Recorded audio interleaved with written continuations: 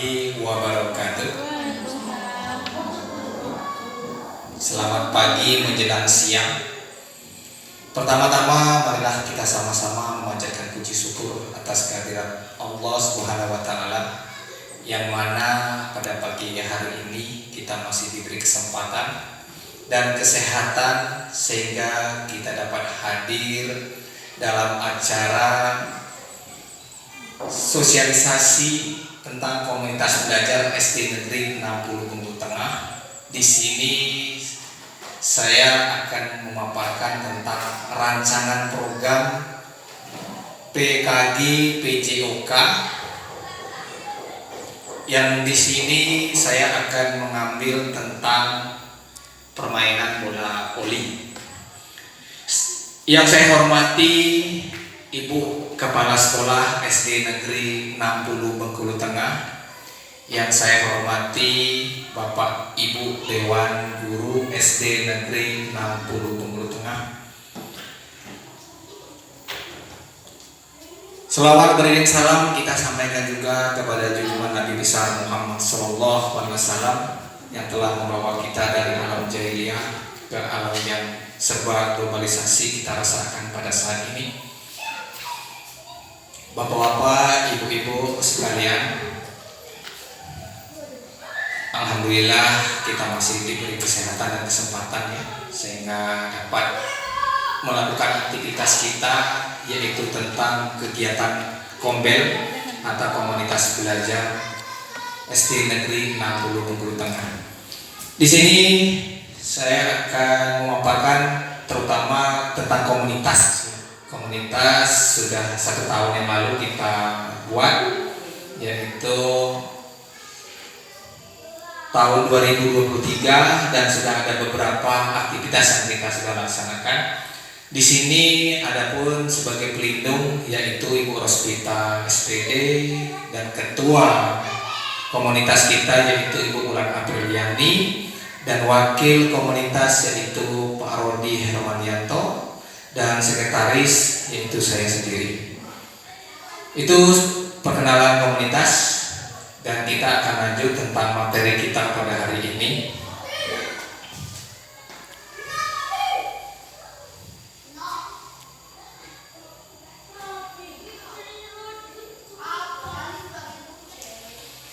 Yaitu tentang rancangan program intrakurikuler bola voli.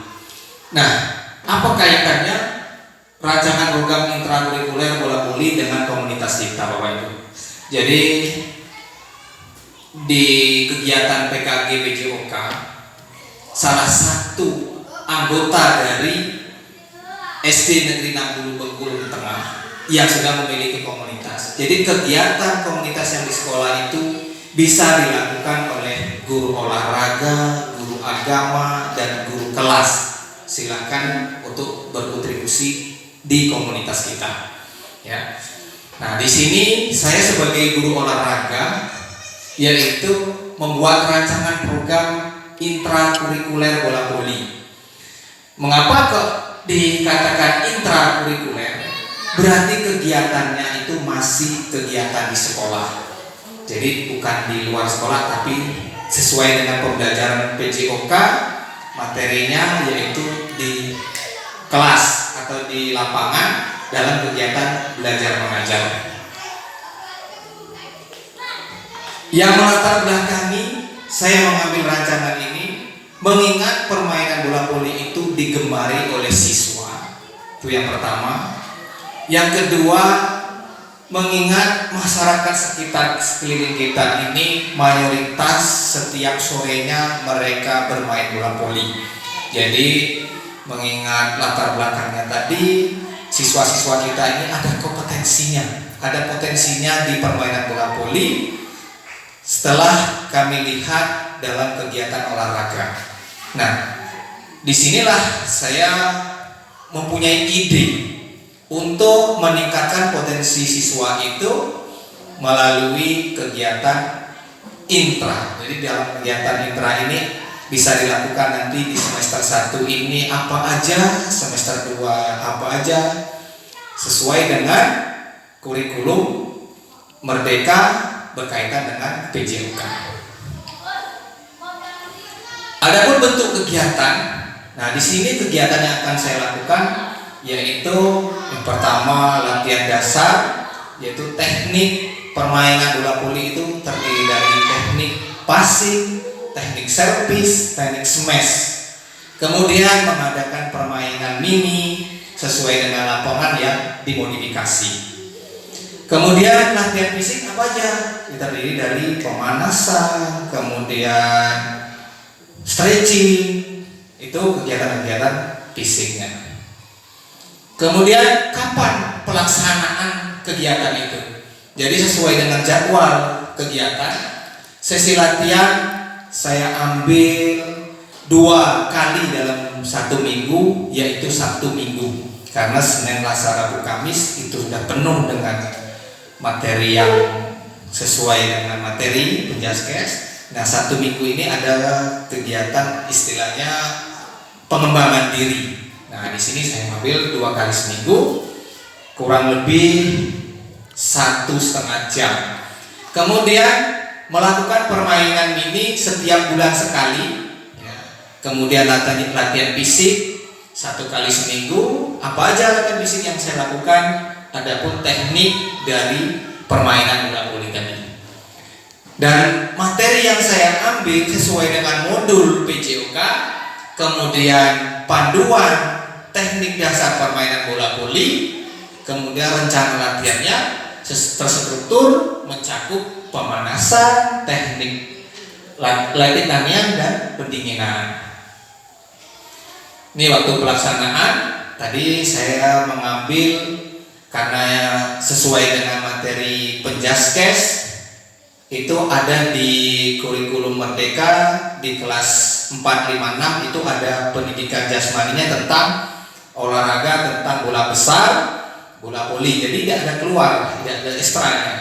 Nah, di sini minggu pertama sampai keempat saya fokuskan yaitu teknik dasar servis dan passing. Kemudian minggu kelima, ke-8 yaitu teknik smash ditambah dengan latihan fisik. Kemudian minggu ke-9 sampai 12 permainan mini dan simulasi pertandingan.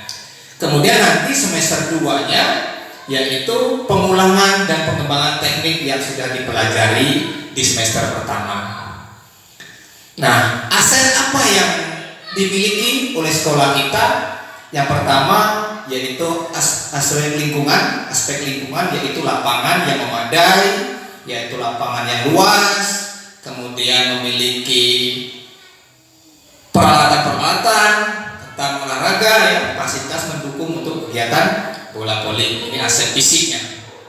Kemudian aset manusia yaitu memiliki guru olahraga yang sudah bersertifikat sebagai pelatih dalam permainan bola voli. Nah, kemudian apalagi yaitu aset manusia tentang siswanya berbakat ya, karena mengingat setiap sore mereka itu latihan terus di dusun ya atau di daerah lingkungannya, dan ada beberapa siswanya itu yang sudah keterampilannya sudah cukup bagus. Melihat potensi yang ada, inilah aset manusianya. Kemudian aset keuangan, anggaran dan yang tersedia untuk membeli peralatan ini difokuskan juga dari dana BOS, mengingat juga ada kaitannya pembelajaran di Penjas, itu peralatan-peralatan ditanggung oleh dana BOS juga. Kemudian sumber daya eksternalnya ada sponsor, setiap kegiatan-kegiatan ada sponsor dari pihak luar. Kemudian aset komunitas. Nah, inilah yang kita miliki, aset komunitas salah satunya yaitu kombel sekolah.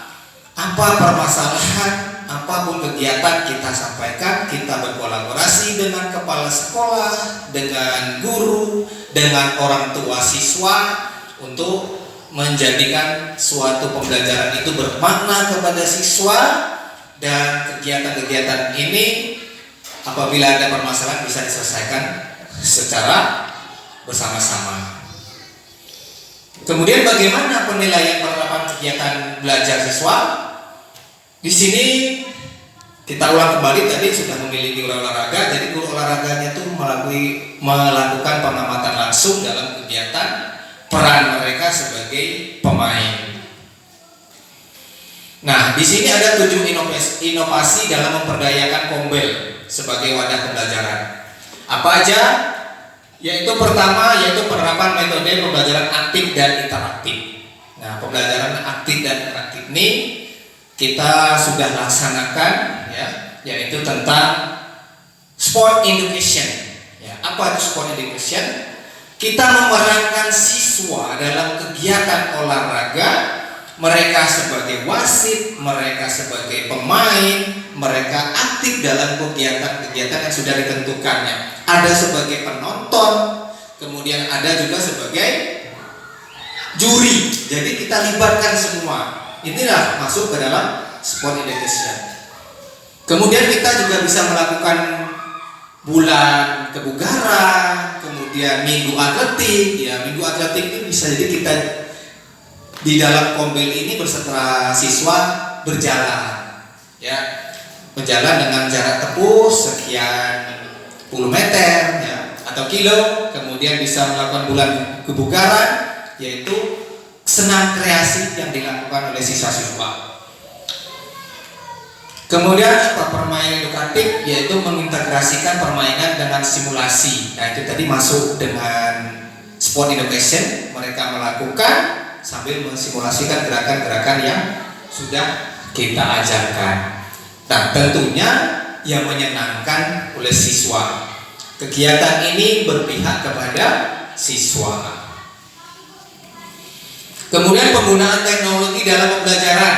Nah, kita bisa memanfaatkan aplikasi dan platform online, ya, yaitu memanfaatkan aplikasi media untuk pembelajaran BJOK. Contohnya ada cara menghitung denyut nadi, ada menghitung kekuatan fisik, ya, kebugaran yang dilakukan oleh siswa.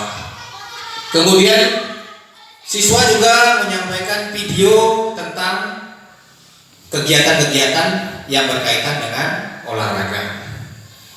Kemudian pengembangan modul dan materi berbasis proyek. Selanjutnya yang keempat, meningkatkan keterlibatan komunitas. Ya, seperti ini, ya, kita melibatkan komunitas kegiatannya. Kemudian yang kelima, pengembangan kurikulum berbasis kebutuhan. Jadi kita sesuaikan dengan kondisi di sekolah kita. Kalau memiliki lapangan yang seperti ini, paslah kita buat untuk kegiatan-kegiatan yang sesuai dengan rancangan yang saya buat tadi. Ini ya 7 inovasi dalam evaluasi penilaian. Tadi sebagai guru PJOK menilai siswa melalui pengamatan. Nah, kemudian yang ke-8 yaitu kegiatan pengembangan sosial dan emosional. Nah, di sini kita melakukan pelatihan kepemimpinan, ya. Kemudian program mentoring, membentuk program mentoring yang mana siswa lebih senior atau berpengalaman bisa menjadikan tutor teman sebaya.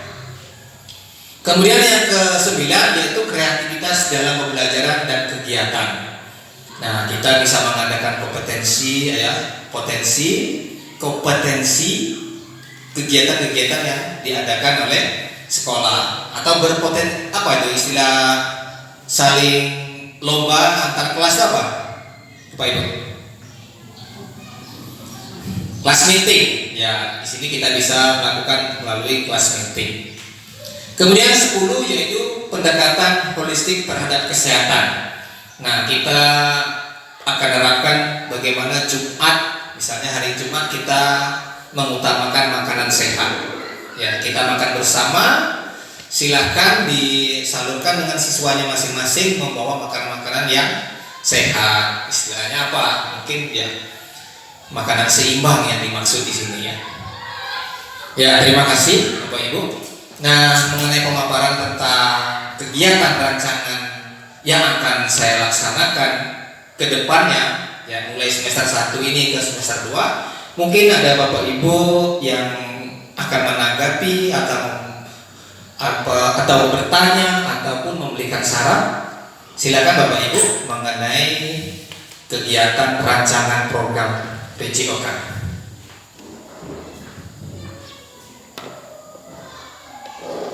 Ya, silakan Bapak Ibu.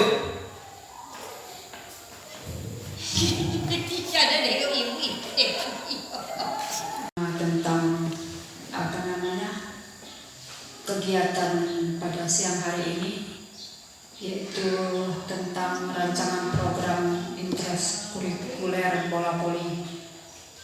Tapi maksud Ibu seperti ini, sanksi misalnya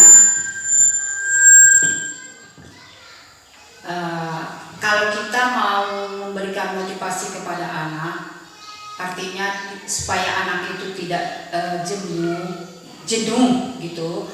Jadi apa salahnya kalau setiap misalnya seminggu sekali kita adakan kolaborasi dengan SD yang terdekat gitu, misalnya seperti SD Pelajau, kita undang mereka ke sini untuk adakan maksudnya melihat bibit-bibit SD kita ini yang kita untuk pertandingkan misalnya antar kecamatan. Jadi kalau dalam seminggu sekali atau dalam sebulan sekali kan kita undang, atau perlu kita juga jemput bola kita ke tempat mereka gitu. Jadi melihat potensi anak kita itu yang berbakat gitu. Jadi kalau kita udah tahu oh si ini berarti memang anak itu punya kualitas gitu untuk pemain. Nah, jadi bisa kita terjunkan apabila ada pertandingan O2SN, ini bisa kita tampilkan Bu gitu, Mas Ibu, seperti itu.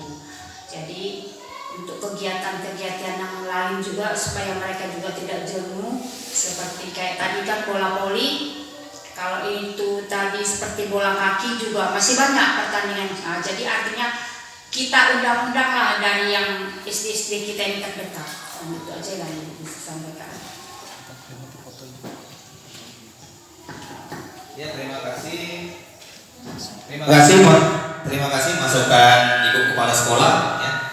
Sangat baik sekali ya. Saya mengapresiasi juga bagaimana penerapannya. Intinya kita berkompetensi.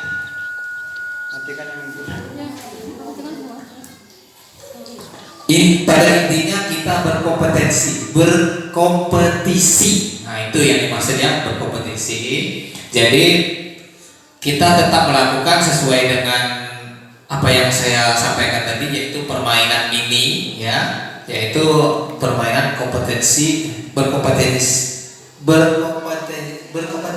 apa namanya dia? Kompetisi. Iya. Jadi setelah kita melakukan di antar kelas, ini Bu ya, kita kan tahu siswa kita itu. Nah, baru kita ke sekolah terdekat, yaitu istilahnya menguji kemampuan siswa kita. Bisa jadi kita ke sekolah yang Pelajau, kemudian nanti mereka akan bergantian ke sekolah kita. Nah, itu baik sekali. Jadi kita tahu sebatas mana kemampuan siswa kita dalam menerapkan permainan bola voli tadi.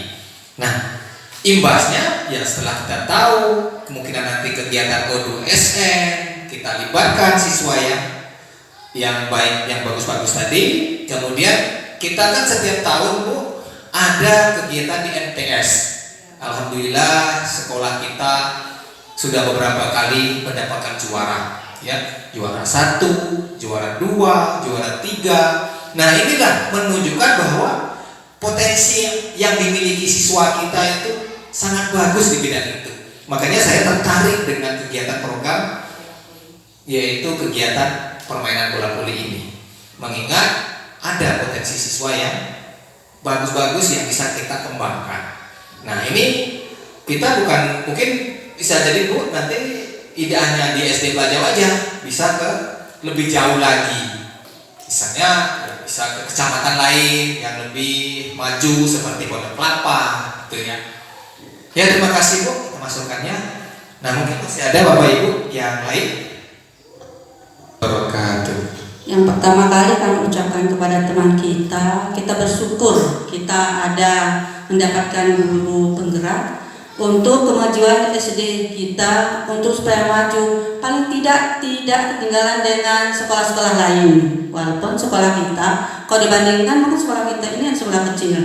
Benar apa katakan kepala sekolah tadi, bahwa kita perlu juga untuk mengajak teman sekolah terdekat yang gunanya benar sekali untuk mengukur atau menilai kemampuan anak-anak kita. Saya sangat setuju sekali dengan itu. Karena apa? Tanpa ada ukuran-ukuran, kadang anak-anak itu merasa bosan untuk kita ajak. Misalnya kita ajak olahraga terus, kita belah memang itu benar. Tetapi mereka itu tidak merasa bahwa oh itu ada ukuran. Kalau memang sudah kita ajak bertanding, aku menang, jadi tambah semangat untuk masukkannya. Dan ke depan lagi, apa rencana-rencana itu sangat baik sekali untuk sekolah kita, untuk diterapkan kepada itu anak-anak murid kita, supaya kita tidak ketinggalan dengan orang lain. Itu saja. Mungkin itu saja yang dapat saya sampaikan. Assalamualaikum warahmatullahi wabarakatuh. Waalaikumsalam warahmatullahi wabarakatuh. Terima kasih masukan dari Ibu Helmi ya. Jadi kita untuk mengetahui kemampuan atau sebatas mana kemampuan siswa, yaitu kita melakukan kegiatan-kegiatan di luar untuk melihat seberapa istilahnya kemampuan kita. Mungkin kalau di daerah sekeliling Kecamatan Pondok Kubang, SD kita ini paling baik untuk permainan bola voli. Nah, jadi supaya dia lebih semangat lagi, kita akan ke sekolah yang lebih jauh lagi atau kecamatan yang lebih bagus lagi. Jadi ada motivasi siswa kita itu, berarti belum permainan kita ini belum sebagus mereka. Jadi ada motivasi untuk meningkatkan potensinya. Ya, terima kasih Ibu Hemianti.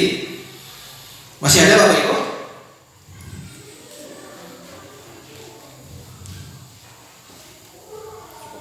Cukup? Ya, kalau cukup ya terima kasih atas waktunya ya. Nah, untuk kegiatan kita mudah-mudahan nanti kedepannya kegiatan Rombel SD Negeri 60 Bengkulu Tengah ini aktif dan selalu kita kembangkan untuk kegiatan-kegiatan baik webinar ya, maupun seperti luring yang kita lakukan seperti ini. Mungkin itu aja Bapak Ibu, lebih kurang saya mohon maaf apabila ada kata-kata yang kurang berkenan dari Bapak Ibu sekalian. Dan kepada Allah saya mohon ampun. Saya akhiri. Assalamualaikum warahmatullahi wabarakatuh.